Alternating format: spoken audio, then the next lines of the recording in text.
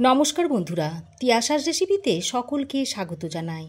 আজ হাজির হয়েছি পটলের একটা দুর্দান্ত স্বাদের নিরামিষ রেসিপি নিয়ে, যেটা আপনারা ভাত, রুটি, পরোটা, ফ্রায়েড রাইস সব কিছুর সঙ্গেই খেতে পারবেন।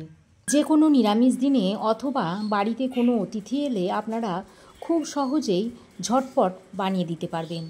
আর ঘরে থাকা সাধারণ কয়েকটা উপকরণ দিয়েই রেসিপিটা বানিয়ে নেওয়া যায়। বন্ধুরা, আমার এই আজকের রেসিপি যদি আপনাদের ভালো লাগে তো অবশ্যই একটা লাইক দেবেন। আপনাদের একটা লাইক আমার ভিডিও বানানোর অনুপ্রেরণা যোগায়। তো দেখুন, এখানে আমি 6টা পটল নিয়েছি।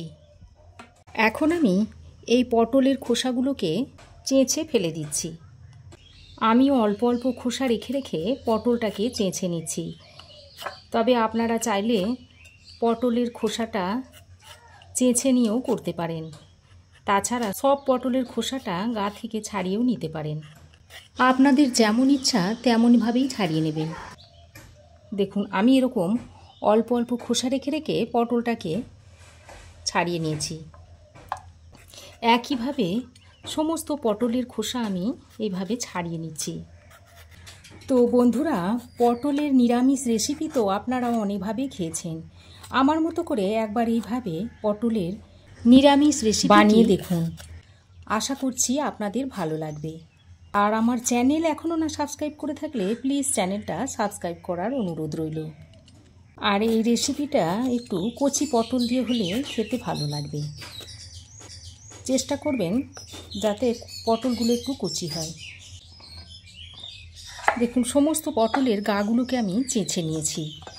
আর এই খোসাগুলো কিন্তু আমি ফেলবো না, এই খোসাগুলো দিয়ে বড়া বানিয়ে খাবো।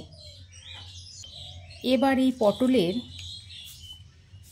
দু মুখ এইভাবে কেটে নিচ্ছি।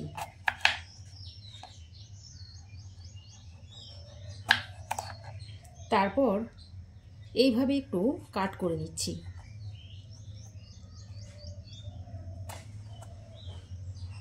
এইভাবে একটু কাট করে নিচ্ছি।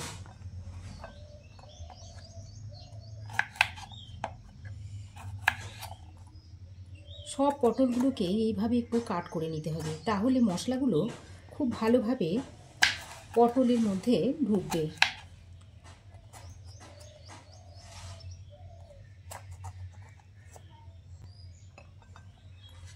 আজকের এই রেসিপিটা আমি খুব সহজভাবে আপনাদের বানিয়ে দেখাবো। আমি গোটা পটল দিয়ে বানাচ্ছি, তবে আপনারা চাইলে পটলটাকে মাঝখান দিয়ে কেটেও নিতে পারেন। দেখুন, সমস্ত পটল আমি চেঁচে দু মুখ কেটে দু সাইডটাকে কাট করে নিয়েছি এইভাবে। এবার আমি পটলটাকে খুব ভালো করে ধুয়ে নেব। দেখুন বন্ধুরা, পটলগুলোকে আমি খুব ভালো করে ধুয়ে নিয়ে চলে এসেছি। আর আমি এই পটলের গায়ে অল্প একটু নুন মিশিয়ে নেব। এইভাবে পটলের গায়ে নুনটাকে লাগিয়ে নিতে হবে। তারপর এই পটলটাকে 5 মিনিটের জন্য রেস্টে রেখে দিতে হবে। এতে করে পটলটা একটু নরম হয়ে যাবে, আর তাহলে ভাজাটাও খুব সুন্দর হবে। দেখুন, পটলের গায়ে আমি ভালোভাবে নুনটা লাগিয়ে এবার পটলটাকে 5 মিনিট রেস্টে রেখে দিচ্ছি। এবার গ্যাস অন করে কড়াই গরম করে দিয়ে দিচ্ছি 2 চামচ মতো সাদা তেল। এবার তেলটা কড়াইয়ের মধ্যে স্প্রেড করে নিয়ে 5 মিনিট ধরে ম্যারিনেট করা পটলগুলো এই তেলের মধ্যে দিয়ে দিচ্ছি। তারপর ভালো করে নেড়ে চেড়ে পটলগুলোকে তেলের সঙ্গে একটু লালচে করে ভেজে নিতে হবে। এখন আমি ঢাকা দিয়ে পটলগুলোকে 3-4 মিনিট সময় ধরে ভেজে নেব। প্রায় 80% মতো পটলগুলোকে ভেজে নিতে হবে। এদিকে গ্যাসের অন্য একটা বার্নারে একটা তড়কা প্যান বসিয়ে দিয়েছি। এবার তার মধ্যে দিয়ে দিচ্ছি 1 চামচ গোটা মৌরি, দিয়ে দিচ্ছি একটা ছোট্ট শুকনো লঙ্কা। আমি এতে খুব বেশি ঝাল ব্যবহার করব না, তাই ছোট দেখে একটা শুকনো লঙ্কা দিয়ে দিলাম। আর দিয়ে দিচ্ছি 10-12টা মতো গোলমরিচ। এবার গ্যাসের ফ্লেমটা অন করে লো টু মিডিয়াম ফ্লেমে গোলমরিচ, মৌরি আর শুকনো লঙ্কাটাকে ভেজে নিচ্ছি। দেখুন, হালকা এভাবে যখন একটু চটপট করতে শুরু করবে তখন এটাকে নামিয়ে নিতে হবে। খুব বেশি ভাজবো না, তাহলে আবার পুড়ে কালো হয়ে যাবে। এবার গ্যাসের ফ্লেম বন্ধ করে এটাকে নামিয়ে একটা প্লেটে ঢেলে নিচ্ছি। এদিকে দেখুন, পটলটা হালকা একটু ভাজা হয়েছে। এই পটলটাকে একটু ভালো করে ভেজে না নিলে পটলটা কাঁচা থেকে যাবে, তাই আরও খানিকক্ষণ ঢাকা দিয়ে ভেজে নিতে হবে। এদিকে ততক্ষণে আমি যে মশলাটা ভেজে নিয়েছিলাম সেটা একটা মিক্সিং জারের মধ্যে ভরে নিচ্ছি। সঙ্গে দিয়ে দিচ্ছি অল্প সামান্য একটু আদার টুকরো, আর এখানে কয়েকটা কাজু ও কিশমিশ নিয়েছি, সেটা এর মধ্যে দিয়ে দিচ্ছি। তারপর এর মধ্যে অল্প পরিমাণে জল অ্যাড করে এর একটা মিহি পেস্ট আমি তৈরি করে নিয়েছি। এদিকে দেখুন, লো টু মিডিয়াম ফ্লেমে প্রায় 3-4 মিনিট সময় ধরে পটলগুলোকে এরকম একটু রং ধরিয়ে ভেজে নিয়েছি। আর পটলগুলো দেখুন 80% মতো কুকও হয়ে গেছে। এবার এই পটলগুলোকে আমি তুলে নিচ্ছি।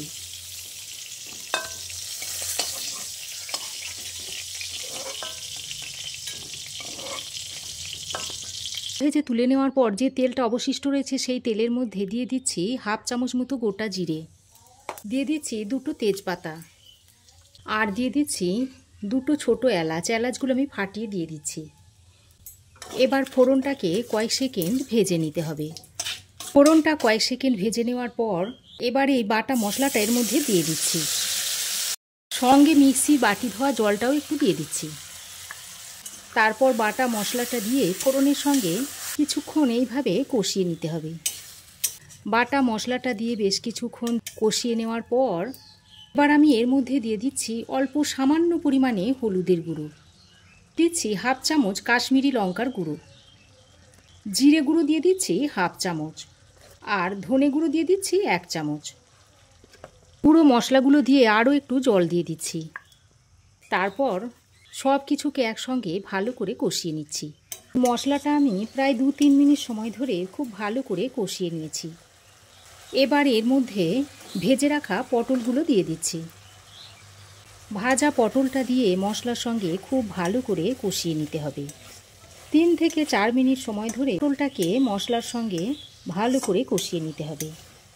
পটলটাকে মশলার সঙ্গে 2-1 বার নাড়াচাড়া করে মিশিয়ে নিয়ে এবার আমি ঢাকা দিয়ে 3 থেকে 4 মিনিট পটলটাকে এইভাবে কষিয়ে নেব। এইভাবে ঢাকা দিয়ে কষিয়ে নেওয়ার ফলে পটলের মধ্যে মশলার ফ্লেভারটা খুব ভালোভাবে মিশে যাবে। দেখুন বন্ধুরা, প্রায় 3-4 মিনিট সময় ধরে পটলটাকে মশলার সঙ্গে খুব ভালো করে ঢাকা দিয়ে দিয়ে কষিয়ে নিয়েছি। এবার ঢাকাটা খুলে আরও একবার ভালো করে নেড়ে চেড়ে মিশিয়ে নিয়ে এবার এর মধ্যে দিয়ে দিচ্ছি 1 গ্লাস কুসুম গরম দুধ। কুসুম গরম দুধটা দিয়ে পটলের সঙ্গে খুব ভালো করে মিশিয়ে নিতে হবে। আর এখানে আমি জলের ব্যবহার করব না, এই দুধ দিয়ে আমি পটলটাকে সেদ্ধ করে নেব। ভাজার সময় পটলটা 80% মতো সেদ্ধ হয়ে আছে, আর এই দুধের মধ্যে বাকি 20% সেদ্ধ হয়ে যাবে। দেখুন, দুধের সঙ্গে পটলটাকে খুব ভালোভাবে নেড়েচেড়ে মিশিয়ে নিয়েছি। এবার ঢাকা দিয়ে 6 থেকে 7 মিনিট এইভাবে রান্না করে নেব। দেখুন, 6-7 মিনিট ঢাকা দিয়ে রান্না করে নেওয়ার পর ঢাকাটা আমি খুলে নিয়েছি। তারপর পটলগুলোকে আরও একবার ভালো করে নেড়েচেড়ে মিশিয়ে নিচ্ছি। আর দেখুন, পটলগুলো খুব ভালোভাবে সেদ্ধ হয়ে গেছে। দেখুন, প্রতিটা পটলই ভালোভাবে সেদ্ধ হয়ে গেছে। এবার আমি এর মধ্যে দিয়ে দিচ্ছি 1/2 চামচ মতো চিনি। চিনিটা দিয়ে আরও একবার ভালো করে সব কিছুকে মিশিয়ে নিচ্ছি। এবার আমি এখানে ড্রাই রোস্ট করা একটু কসুরি মেথি নিয়েছি। এটাকে এইভাবে হাতের সাহায্যে একটু গুঁড়ো করে নিচ্ছি। দেখুন, এইভাবে গুঁড়ো করে নিয়েছি। তারপর এই পটলের মধ্যে দিয়ে দিচ্ছি। কসুরি মেথিটা দিয়েও আরও একবার পটলের সঙ্গে ভালোভাবে মিশিয়ে নিচ্ছি। কিছু কিশমিশ আমি জলের মধ্যে আগে থেকে ভিজিয়ে রেখে দিয়েছিলাম, সেগুলো এখন এর উপর দিয়ে ছড়িয়ে দিচ্ছি। এইভাবে যদি একটু কিশমিশ দিয়ে দেন তাহলে খাবার সময় মুখে পড়বে আর খেতে বেশ ভালো লাগবে। আমি এখানে কিশমিশ দিলাম, আপনারা এখানে চাইলে আমসত্ত্ব কিংবা টুটি ফুটিও দিয়ে দিতে পারেন। দেখুন, কিশমিশটা দিয়ে ভালো করে পটলের সঙ্গে মিশিয়ে নিয়েছি। এবার আমি সব শেষে 1 চামচ মতো ঘি এইভাবে উপর দিয়ে ছড়িয়ে দিচ্ছি। আর দিয়ে দিচ্ছি একটু দারচিনির গুঁড়ো। এইভাবে শেষে যদি দারচিনির গুঁড়ো দিয়ে দেন, এর স্বাদ গন্ধ দুটোই খুবই সুন্দর হবে। ঘি আর দারচিনির গুঁড়োটা দিয়ে ভালোভাবে মিশিয়ে নিলেই আমাদের নিরামিষ পটলের রেসিপিটা সার্ভ করার জন্য একেবারেই রেডি হয়ে যাবে। খেতে অসম্ভব সুন্দর হয়। আপনারা একবার এইভাবে বাড়িতে বানিয়ে খেয়ে দেখবেন। আশা করছি আপনাদেরও খুব ভালো লাগবে। আর এটা আপনারা যে কোনো অনুষ্ঠানেও খুব সহজেই বাড়িতে বানিয়ে নিতে পারেন। এছাড়া নিরামিষ দিনে তো বানাতেই পারেন। এবার গ্যাসের ফ্লেম বন্ধ করে ঢাকা দিয়ে আরও 2-3 মিনিট স্ট্যান্ডিং টাইমে রাখার পর তরকারিটা আপনাদের সার্ভ করে দেখাচ্ছি। ঢাকা দিয়ে আরও 2-3 মিনিট স্ট্যান্ডিং টাইমে রাখার পর এই নিরামিষ পটল বা দুধ পটলের রেসিপিটা আমি একটা প্লেটের মধ্যে আপনাদের সার্ভ করে দেখাচ্ছি। আর দেখুন বন্ধুরা, এই দুধ পটলের রেসিপিটা দেখতে কতটা লোভনীয় হয়েছে। আপনারাও একবার বাড়িতে বানিয়ে খেয়ে দেখবেন। তো বন্ধুরা, এইভাবে তৈরি করে আপনারা গরম গরম রুটি, ভাত, পরোটা, ফ্রায়েড রাইস সব কিছুর সঙ্গেই সার্ভ করে দিতে পারবেন। আর খেতে অত্যন্ত সুস্বাদু হয়। একবার বানিয়ে দেখবেন, আশা করছি আপনাদেরও ভালো লাগবে।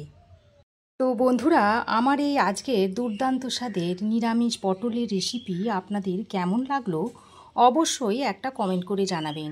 ভালো লাগলে একটা লাইক ও শেয়ার করবেন। পাশে থাকা বেল আইকনটা অবশ্যই প্রেস করবেন। আর আমার চ্যানেলে নতুন বন্ধু হয়ে থাকলে প্লিজ চ্যানেলটা সাবস্ক্রাইব করার অনুরোধ রইল। আজ এ পর্যন্তই। আবার দেখা হবে নতুন কোনো রেসিপি নিয়ে নেক্সট এপিসোডে। সে পর্যন্ত ভালো থাকবেন, সুস্থ থাকবেন। ধন্যবাদ।